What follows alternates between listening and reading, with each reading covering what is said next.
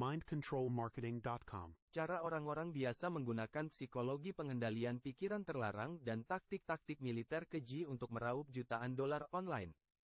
Oleh Mark Joyner. Daftar isi. Pengantar penulis. Pengantar. Pendahuluan. Bagian 1. Psikologi. 1. Ketaatan pada norma kelompok, mentalitas kawanan dan cara menggunakannya. 2. Ketaatan pada otoritas. Ya Pak, tidak Pak, mau nomor kartu kredit saya, Pak? 3. Fenomena kaki di pintu, menangkis klik mouse Anda untuk melupakan. 4. Efek Zeigarnik, daya pikiran yang tidak selesai. 5. Disonansi kognitif, kebahagiaan berarti tidak pernah harus mengatakan Anda salah. 6. Kesesuaian dengan emosi, Anda senyum, saya senyum, Anda menangis, saya menangis. 7. Hierarki kebutuhan Maslow, memanfaatkan mengejar kepuasan. 8. Pengemasan, kecantikan mungkin hanya sedalam kulit, tapi siapa yang ingin jelek? 9. Ketidakpastian, hal yang pasti bahwa tidak ada hal yang pasti. 10. Killer Junior, kematian yang menjelang adalah ibu penemuan. 11. Heavy Ground, melancarkan seni perang ekonomi. 12. Tipuan, menghindari tombol hapus mematikan. 13. Pemusatan, tendang lawan Anda di tempat sakit, tepat di penyebarannya. 14. Faktor-faktor pengenalan, melihat itu percaya. Dan banyak lagi. 15. Operasi berkelanjutan, cara menjaga mesin tetap berjalan. 16. Kemenangan cepat, pilih pertarungan yang layak dimainkan. 17. Keberanian dan mengambil risiko, orang yang lembut hati tidak akan mewarisi apapun. 18. Jangan pernah mengambil kesempatan yang Anda tidak perlu, berani, dan bodoh, bukanlah sinonim. 19. Jangan pernah pulang dengan cara yang sama. Ambil rute berbeda agar kita tidak disergap. Jika Anda tidak mengapung seperti kupu-kupu, Anda akan disengat beberapa lebah cerdas. 20. Rubah dan kelinci, hasrat itu segalanya. Apa kata orang-orang tentang mind control marketing? Mengapa Anda membiarkan mindcontrolmarketing.com berhenti dicetak? Saya tidak bisa memahami mengapa orang dengan buku terlaris ingin berhenti menjualnya. Saya telah ditanya itu berkali-kali, dan saya rasa jawaban singkatnya adalah bahwa uang bukan segalanya. Ini klise basi, tapi cocok. Ya, saya bisa saja terus menjual buku ini, tapi saya tidak percaya pada saat itu bahwa itu hal yang benar untuk dilakukan. Pada saat itu saya berpikir bahwa mengajari orang-orang tentang celah-celah dalam pikiran manusia yang memungkinkan orang-orang dimainkan, meskipun belum tentu salah, ia pasti dapat digunakan untuk kebaikan atau kejahatan, bukanlah tempat terbaik untuk mulai mengajari orang-orang tentang pemasaran. Titik awal yang lebih sehat diuraikan dalam buku saya berikutnya, The Irresistible Offer, penawaran yang tak tertolak. Di dalamnya, saya mengajari orang-orang sesuatu yang baru dalam kosakata bisnis, tetapi jelas, yaitu bahwa, inti sejati bisnis, adalah membuat penawaran. Bahwa semua bisnis hanyalah quid pro quo, ini untuk itu, pertukaran nilai antara pihak-pihak. Untuk benar-benar berbisnis dengan baik, jangan mendandani, menutupi tawaran Anda. Buat saja tawaran yang sangat bermanfaat bagi prospek Anda, sehingga dia akan gila untuk melewatkannya. Tidak diajarkan di sekolah bisnis. Sebaliknya, kita terlalu berfokus pada seni pemasaran. Kita terlalu berfokus pada asap dan cermin untuk membuat penawaran kita tampak lebih dari yang sebenarnya. Itulah yang salah dengan mind control marketing sebagai sebuah konsep. Ide-idenya sangat ampuh, tetapi jika Anda menggunakannya sebagai titik awal, Anda memulai bisnis yang rusak. Dalam The Irresistible Offer saya berbicara tentang penguat-penguat penawaran, dan itulah tempat yang tepat kemana MCM harus diturunkan. Sekarang Anda lebih tahu, dan saya harap Anda menggunakan informasi yang bisa berbahaya ini dalam konteks yang tepat. Saya sangat menyarankan Anda mengambil tawaran yang tak tertolak dan menyimpannya di sebelah MCM Anda. Cara lain untuk menggunakan informasi ini membuat diri Anda kurang bisa dipengaruhi. Artinya, trik-trik dan taktik-taktik ini digunakan sepanjang hari setiap hari, baik kita menyadarinya atau tidak. Dan mereka yang menggunakannya tidak selalu memikirkan kepentingan terbaik kita. Jika kita bisa menangkap proses-proses ini sedang digunakan terhadap kita, ia membebaskan kita untuk membuat keputusan yang lebih baik dan lebih sehat. Dan itulah hadiah yang akan jauh lebih berharga bagi Anda setelah Anda menggunakan informasi ini untuk menghasilkan banyak uang dan kemudian menyadari, seperti saya, bahwa uang bukanlah segalanya. Apa yang dapat saya lakukan? Ketika Mark mengizinkan saya untuk mengintip buku ini ketika masih dalam bentuk garis besar, saya tersentak tak percaya. Saya kemudian menulis email ini kepadanya. Kenapa, Mark? Kenapa? Mengapa kamu merilis informasi ini ke publik? Maksud saya tahu kamu ingin membantu orang, tapi mengapa merilis informasi ini? Dia mengabaikan saya. Dia melanjutkan menulis draft pertama bukunya. Setelah saya melihatnya, saya mengirim Mark email ini. Mark, sekali lagi, saya sangat menyarankan agar kamu tidak merilis informasi ini ke publik. Bukankah informasi ini bernilai lebih untukmu jika kamu menyimpannya sendiri? Buku ini mengungkapkan bagaimana orang-orang sebenarnya berpikir, sehingga siapapun dapat menangkap dan mengarahkan orang lain untuk membeli produk atau layanan apapun. Yang terpenting, apakah kamu benar-benar ingin sembarang orang memiliki kekuatan seperti ini? Saya tidak yakin sembarang orang dapat dipercaya untuk tidak menyalahgunakan ide-ide ini. Simpan ini untukmu sendiri.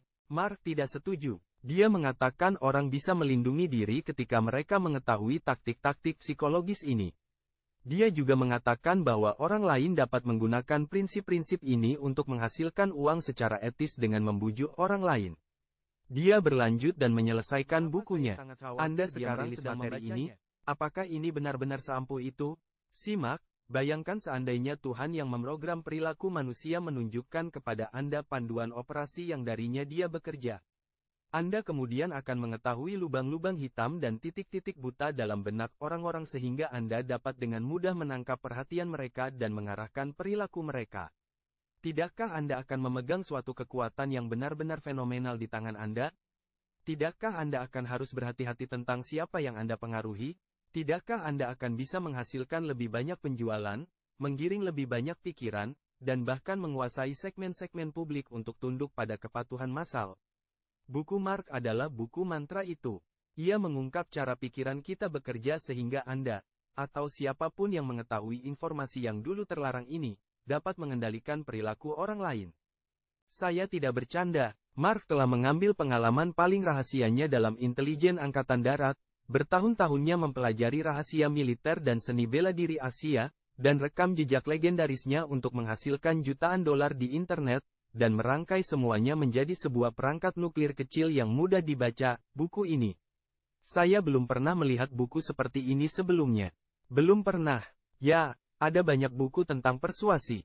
Tetapi tidak ada yang ditulis oleh seorang jenius. Tidak ada yang telah diuji di pasar. Tidak ada yang telah menjelajahi tombol-tombol perintah dalam jiwa manusia seperti dilakukan buku ini. Ide cerdas dari buku ini, dari sebuah kartun, tidak kurang, dan secara dramatis memperbaiki surat penjualan yang saya tulis. Itu mungkin tidak terdengar sangat mengesankan sampai Anda menyadari bahwa saya dianggap sebagai penulis surat terbaik. Saya disebut penulis hipnotis pertama dunia. E-book pertama saya, Hypnotic Writing, diterbitkan oleh perusahaan Mark, terus menjadi buku terlaris abadi. Namun satu kartun kecil dari buku Mark, yang melukiskan satu wawasan psikologi sangat ampuh, membantu saya mengungguli semua surat penjualan saya sebelumnya.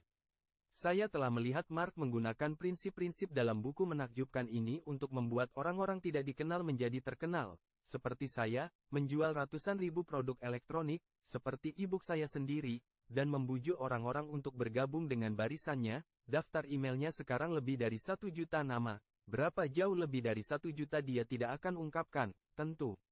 Bagaimana dia melakukannya? Bagaimana Anda bisa melakukannya? Semuanya dijelaskan dalam halaman-halaman berikut. Buku ini memukau, memperluas pikiran, mengasyikkan, membuat merinding, menantang, sebuah mahakarya yang tak perlu dipertanyakan lagi. Saya mendorong Anda untuk membacanya dengan tenang, menggunakannya secara diam-diam, dan tetap menyembunyikannya dari pesaing Anda. Joe Vitale, penulis Hypnotic Marketing, dan banyak buku serta kaset terlaris lainnya seperti mindcontrolmarketing.com, integritas etis buku ini mungkin segera dipertanyakan. Mari kita membahasnya langsung. Tujuannya adalah untuk mengajari orang-orang cara meningkatkan daya pengaruh pemasaran mereka, khususnya melalui pemasaran di internet. Namun, siapapun yang ingin meningkatkan keefektifan segala upaya pemasaran, kemampuan mereka untuk membujuk, keterampilan kepemimpinan mereka, atau bahkan kemampuan mereka untuk bergaul lebih baik dengan sesamanya dapat memperoleh manfaat besar dari ide-ide ini. Semua hal ini dapat ditingkatkan dengan memiliki sejumlah kendali atas pikiran orang lain. Meskipun bentuk persuasi ini terkadang sangat halus, kita semua mengamalkannya setiap hari dalam hidup kita baik kita suka atau tidak. Kadang kita melakukannya secara tidak sadar. Kadang niatnya hanya untuk membuat teman-teman kita mengikuti rencana kita, atau untuk membuat anak-anak kita patuh, atau agar anak kita membujuk kita. Namun, kita masih mengamalkan pengendalian pikiran setiap hari. Lalu, mengapa tidak belajar menguasai seni ini? Entah bagaimana, membujuk orang lain secara halus dapat diterima secara sosial jika dilakukan dengan senyuman di wajah Anda. Tetapi begitu niat Anda menjadi jelas, integritas Anda langsung dipertanyakan. Saya mengatakan ini adalah pakem atau adat sosial konyol yang menghina kecerdasan Anda. Mengapa tidak menerima fitrat Anda dan unggul dalam hal yang Anda lakukan ini? Apakah pengaruh itu sendiri benar-benar tidak etis? Ketika Gandhi memengaruhi rakyatnya untuk ikut dalam aksi-aksi protes pasif, apakah ini tidak etis? Ketika nenek moyang Amerika Serikat memengaruhi orang-orang untuk bangkit melawan tirani Inggris abad ke-18, apakah ini tidak etis? Ketika melihatnya begini, menjadi jelas bahwa bukanlah tindak persuasi atau pengendalian pikiran itu sendiri yang tidak etis, tetapi penerapannya. Maka, apakah pengendalian pikiran hanya etis ketika diterapkan dengan niat baik? Nah, kelompok Nazi percaya bahwa niat mereka baik. Orang mungkin melangkah lebih jauh dan mengatakan bahwa tidak peduli seberapa baik niatnya, penggunaan persuasi dan kontrol pikiran untuk membuat seorang melakukan apapun yang bertentangan dengan keinginan mereka, tidak peduli betapa nampaknya jinak, tidaklah etis. Saya termasuk dalam kecondongan ini. Saya ingin kemukakan bahwa ada banyak hal yang orang-orang tahu jauh di lubuk hati mereka bahwa mereka harus lakukan. Namun karena berbagai alasan, entah itu sosial, motivasi, emosional atau lainnya, mereka tidak dapat memaksa diri untuk melakukannya.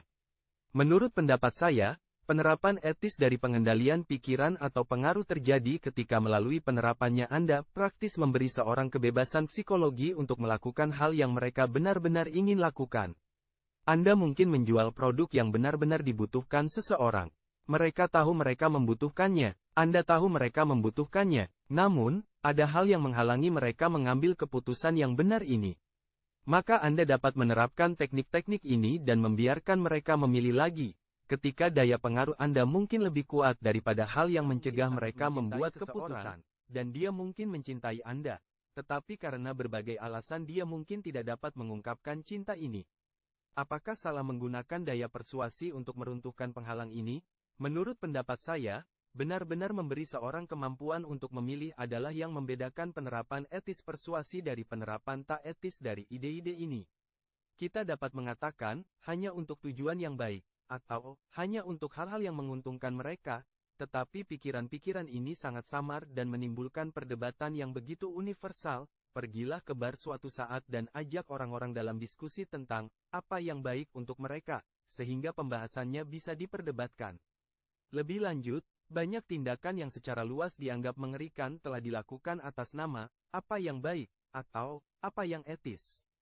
Saya akan mengatakannya lagi, benar-benar memberi seseorang kemampuan untuk memilih adalah apa yang membedakan penerapan etis persuasi dari penerapan tidak etis dari gagasan-gagasan ini.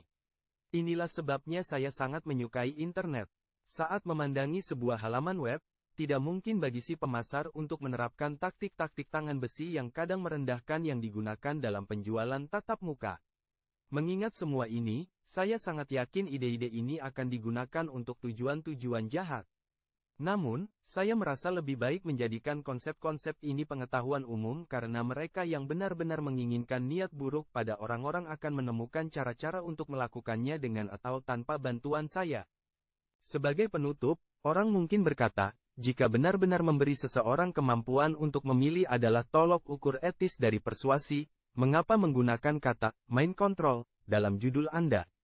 Anda akan tahu lebih banyak tentang ini nanti, tetapi singkatnya, kata-kata ini telah dipilih untuk menciptakan sejumlah rasa penasaran dan kegirangan tertentu dalam pikiran Anda. Apa itu manjur? Ya, Anda sedang membaca ini bukan? Kecerdasan pengendali memahami sifatnya sendiri, dan apa yang dilakukannya, dan di mana ia bekerja. Marcus Aurelius. 1. Ketaatan pada norma kelompok, mentalitas kawanan dan cara menggunakannya. Manusia, seperti ternak, cenderung bergerak dalam kawanan. Dalam aksi dan opini, kita adalah pengikut alami. Kita suka bertindak dan berpikir dalam kelompok. Melihat sejarah abad ke-20 saja, ada banyak contoh pengambilan keputusan kelompok, yang baik maupun menghancurkan. Pada tahun 1930-an, naluri kawanan kita dalam perilaku keuangan pribadi menjerumuskan suatu bangsa ke dalam depresi besar. Selama generasi yang sama itu, kawanan lain mengikuti Hitler saat dia menabur benih untuk Perang Dunia II. Bahkan era Nazi memberikan studi kasus penting tentang cara kerja perilaku kawanan. Banyak orang menghubungkan kekejaman Reich ketiga dengan karisma pribadi Hitler. Namun, di setiap rumah warga, kekuasaan Hitler jauh kurang berarti daripada ketakutan orang-orang atas apa yang dipikirkan oleh kawan-kawan dan tetangga-tetangga mereka. Diwawancarai bertahun-tahun kemudian, para warga Jerman ditanyai mengapa mereka menyerahkan para tetangga mereka yang membangkang kepada pihak berwenang. Sebabnya bukan karena mereka mencintai Hitler, kata mereka. Melainkan, ketakutan dilihat sebagai orang luar kelompok. Keberadaan pikiran kelompok bahkan telah dibuktikan secara ilmiah. Pada tahun 1935, psikolog Mazafar Sherif membawa sekelompok orang ke dalam sebuah ruangan gelap dan meminta mereka untuk melihat ke suatu titik cahaya kecil di kejauhan dalam kajian suatu fenomena yang disebut efek autokinetik. Anda dapat menguji efek ini sendiri. Lihatlah suatu titik cahaya tak bergerak dalam sebuah ruangan gelap dan cahaya itu mungkin tampak goyah kadang-kadang. Untuk keseruan sungguhan, cobalah ini di sebuah pesta dan lihat bagaimana orang-orang bereaksi relatif terhadap orang-orang di sekitar mereka. Dalam eksperimen Sherif, para subjek uji ditanya, pertama secara individu dan kemudian sebagai kelompok, apakah cahaya itu bergerak atau diam. Sebagai individu, opini terbagi hampir sama, sekitar setengah mengatakan mereka melihat gerakan. Namun, begitu mereka disatukan sebagai satu kelompok, individualitas mereka mulai lenyap. Jawaban yang diberikan oleh sebagian besar subjek sangat bergantung pada pendapat kelompok secara keseluruhan. Orang-orang cenderung setuju dengan mayoritas pemenang, meskipun mereka harus menarik kembali jawaban pertama mereka. Kemudian, ketika ditanya untuk kali ketiga dan terakhir sebagai individu, para subjek itu cenderung berpegang pada pendapat kelompok mereka dibandingkan pandangan pribadi mereka sebelumnya. Sekarang, mari kita ambil pengetahuan tentang perilaku kawanan ini dan menggunakannya secara produktif. Internet penuh dengan kawanan. Sepintas lalu, Anda tidak akan berpikir ini yang berlaku. Para pengguna internet cenderung lebih cerdas, lebih jeli, dan lebih terdidik, meskipun perbedaan ini sedang berubah seiring penggunaan internet menjadi lebih luas. Para pengguna internet juga tersebar di seluruh dunia, tidak berkumpul bersama dalam sebuah ruang gelap memandang suatu titik cahaya. Meskipun demikian, ada banyak kawanan di padang rumput Anda sadari adalah bahwa kawanan-kawanan ini tidak terlihat sampai seorang pemikir cerdas muncul dan menentukannya. Mari kita uraikan ini secara lebih konkret. Anda menawarkan produk dan jasa yang menurut Anda terbaik dalam industri Anda. Ada puluhan, ratusan, bahkan mungkin ribuan orang yang telah menggunakan produk dan layanan Anda dan percaya, seperti Anda, bahwa apa yang Anda tawarkan adalah terbaik yang ada. Inilah kawanan Anda, dan yang lainnya, para prospek Anda, akan mengikuti begitu mereka melihat bahwa kawanan Anda ada. Terserah Anda untuk menentukan keberadaan kawanan itu dan menunjukkannya kepada para prospek Anda. Tunjukkan kepada para calon klien Anda bahwa orang-orang lain telah memperoleh kepuasan luar biasa dari lini produk Anda, dan prospek Anda akan cenderung mengikuti kawanan ini. Adalah sifat manusia untuk pergi bersama kawanan, alih-alih menyerang sendirian ke perairan yang belum dipetakan. Melihat kawanan Anda tidak hanya akan meningkatkan kemungkinan bahwa para prospek Anda akan berbisnis dengan Anda, tetapi juga akan meningkatkan kepuasan mereka setelah pembelian. Prinsip, ketaatan pada norma grup. Manusia, seperti ternak, cenderung mengikuti tindakan dan opini. Pelajaran. Kenali dan lalu dengan jelas tentukan kawanan Anda untuk memengaruhi para anggota kawanan mendatang. Pikirkan, kesaksian, studi kasus, adalah Tiger Woods-nya internet marketing, Mike Littman, pembawa acara radio terobosan bisnis. Kisah sukses. ExitBlaze.com adalah alat pembangun traffic, pengunjung viral gratis yang saya buat pada tahun 2001. Jerome Chapman mulai menggunakannya pada hari Jumat dan pada Senin pagi 2337 orang telah mengunjungi situsnya sebagai hasilnya. Tindakan: kumpulkan informasi tentang kawanan Anda secara agresif dan tampilkan informasi ini untuk dilihat semua orang. Jika Anda tidak memiliki kawanan, maka Anda perlu membuatnya. Buat pelanggan senang, bertemanlah dalam grup-grup diskusi dan ruang-ruang obrolan. Dengan menciptakan layanan yang unik dan luar biasa yang melebihi harapan dan, dalam segala hal, membuat pelanggan Anda kagum, Anda akan segera menghasilkan kawanan yang layak dibanggakan. Istilah kunci: kawanan. Segala kelompok yang bergerak bersama. Manusia dan ternak misalnya. Kawanan Anda adalah basis pelanggan Anda yang bahagia. Orang-orang lain akan mengikuti kawanan ini jika mereka tahu ini ada. Halo, Assalamualaikum warahmatullahi. Salam sejahtera, kawan bisnis dimanapun di Indonesia. Nama saya Hendy Kusmarian. Saya ingin menyajikan rahasia kekayaan terbesar dalam sejarah. Rahasia ini menyebabkan sukses orang-orang terkaya dalam sejarah, mulai Nabi Sulaiman atau Raja Sulaiman hingga Bill Gates. Cara memanfaatkan kekuatan dari satu-satunya rahasia paling menguntungkan dalam sejarah untuk mendominasi pasar Anda di 2024 tanpa mengeluarkan uang untuk iklan atau membuang waktu membuat konten.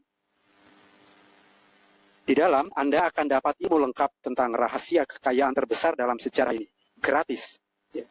Anda akan dapatkan e-book PDF, kemudian audiobook MP3 durasi 2 jam. Anda juga dapat videobook MP4 durasi 2 jam, semua dalam bahasa Indonesia. Ya, semua gratis setelah Anda sign up. Jika Anda ingin selamat bahkan sukses dari apa yang sedang terjadi saat ini, Anda wajib mendaftar dan membuat akun menggunakan email utama Anda yang akan harus Anda konfirmasi. Yang akan kita bahas, rahasia nomor 1, taktik-taktik siluman untuk mengubah kesulitan menjadi laba. Rahasia nomor 2, 2 perlindungan penting Anda terhadap kejatuhan digital marketing yang sedang terjadi. Rahasia nomor 3, bagaimana perusahaan-perusahaan terbesar di dunia membangun daftar pelanggan besar-besaran tanpa mengeluarkan biaya iklan sepeser pun. Yang juga akan kita bahas, cara menghindari dihancurkan oleh tamparan perusahaan teknologi besar yang bisa terjadi kapan saja. Cara mendapatkan traffic dan prospek tanpa batas, tanpa memberi sepeser pun kepada para raksasa lembah silikon seperti Facebook, YouTube, Google, Twitter atau X, dan lain-lain. Dan bagaimana bergabung dengan komunitas pebisnis rahasia yang saya bentuk, yang secara aktif saling membantu mengamalkan rahasia kekayaan terbesar dalam sejarah ini.